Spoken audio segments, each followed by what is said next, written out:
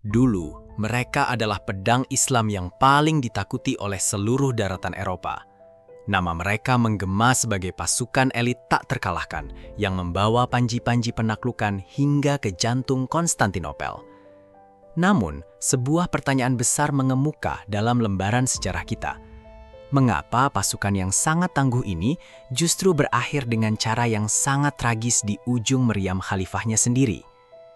Ini adalah kisah tentang Janisari, sebuah tragedi tentang bagaimana kesombongan dan cinta dunia mampu meluluh lantakkan fondasi kekuatan yang telah dibangun selama berabad-abad.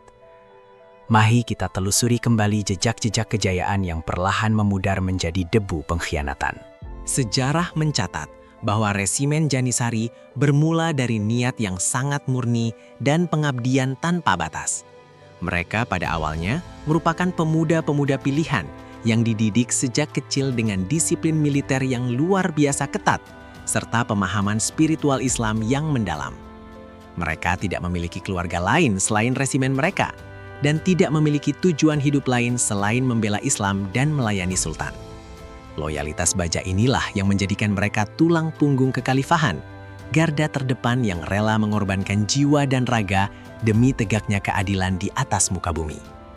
Pada masa keemasannya, ketaatan mereka adalah contoh nyata dari keikhlasan seorang pejuang yang tidak mengharapkan balasan dunia.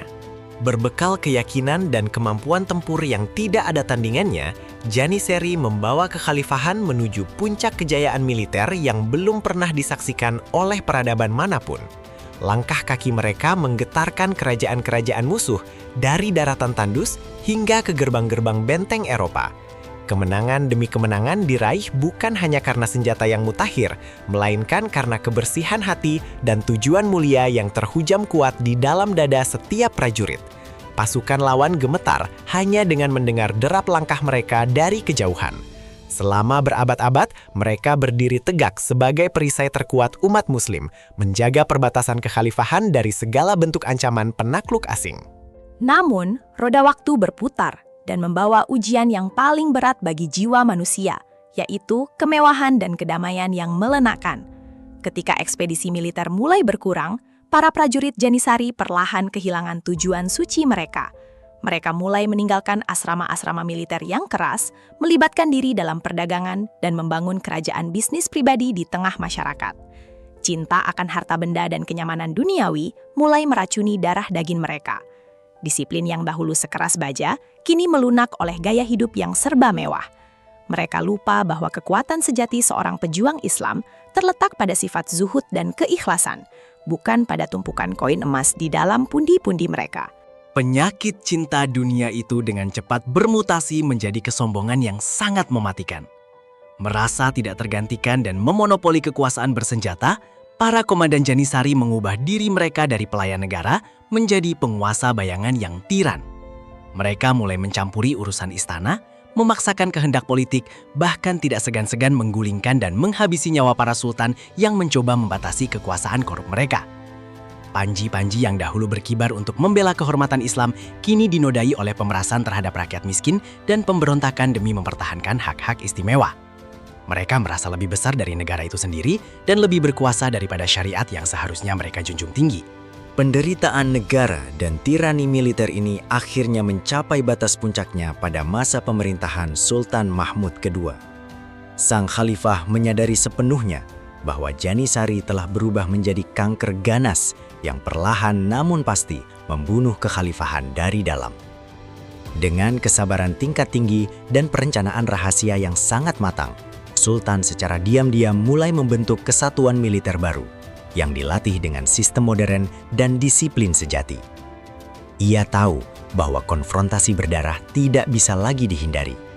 Tindakan tegas ini bukanlah bentuk permusuhan terhadap sejarah, melainkan sebuah kewajiban suci bagi seorang pemimpin untuk menyelamatkan masa depan umat Islam dari kehancuran total akibat segelintir pengkhianat. Tibalah hari yang akan selalu dikenang dalam lembaran kelam sejarah. Sebuah peristiwa yang kelak dikenal sebagai insiden yang menguntungkan. Menyadari posisi nyaman mereka terancam, para Janisari mengobarkan pemberontakan besar-besaran dengan penuh keangkuhan. Namun kali ini, Sultan telah bersiap. Meriam-meriam artileri pasukan baru diarahkan tepat ke pusat persembunyian mereka. Dalam sekejap, resimen yang dahulu sanggup menaklukkan tembok-tembok tak tertembus di Eropa, kini hancur lebur tanpa sisa di bawah hujan peluru bangsanya sendiri. Bara api dan runtuhan batu kuno menjadi saksi bisu akhir yang sangat tragis dari sebuah legenda yang dibutakan oleh arogansi dan ketamakan. Runtuhnya pasukan tak terkalahkan ini bukanlah sekedar catatan militer tentang siapa yang menang dan kalah, melainkan peringatan keras bagi setiap generasi umat Islam. Sehebat apapun sebuah institusi dibangun, sekuat apapun pedang ditempa, semuanya pasti akan hancur menjadi debu ketika niat suci telah digantikan oleh cinta dunia dan pengabdian tulus diracuni oleh kesombongan. Kekuatan sejati umat ini selalu terletak pada ketawaduan dan kepatuhan mutlak pada Sang Pencipta, bukan pada kegagahan fisik atau kekuasaan duniawi semata. Tragedi Janisari adalah pengingat abadi bahwa murka keadilan pasti akan tiba, walau ia harus menyapu bersih pahlawan yang telah tersesat dari jalan lurus.